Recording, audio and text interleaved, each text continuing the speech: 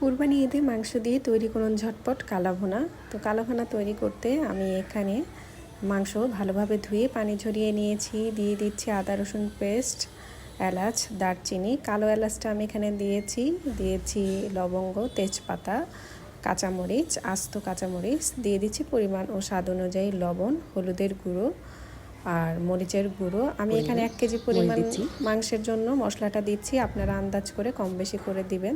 এখন দিচ্ছি ধনিয়ার গুঁড়ো, দিয়ে দিচ্ছি সরিষার তেল আর পেঁয়াজ কুচি। সবগুলো মশলা ভালোভাবে আমি মেখে ম্যারিনেট করে রেখেছিলাম আধা ঘন্টার মতো। তারপর এটা আমি চুলায় বসিয়ে দিচ্ছি, একটা ঢাকনা দিয়ে ঢেকে অনবরত নাড়তে হবে।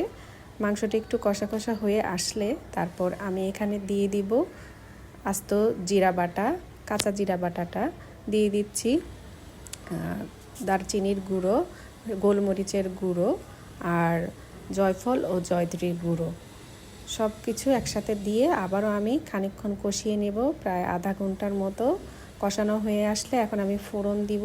সরিষার তেলে আমি ফোড়ন দিব। এখানে দিচ্ছি পেঁয়াজ কুচি আর রসুনের কুচি আর আস্ত শুকনা মরিচ একসাথে ভালোভাবে ভেজে মাংসটা দিয়ে ভালোভাবে কষিয়ে নেব। তো তৈরি হয়ে গেল ঝাল ঝাল একদম ধোয়া ওঠা গরম ভাত অথবা পোলাওর সাথে আপনারা কিন্তু কালাভুনাটা ঈদে এবার করতে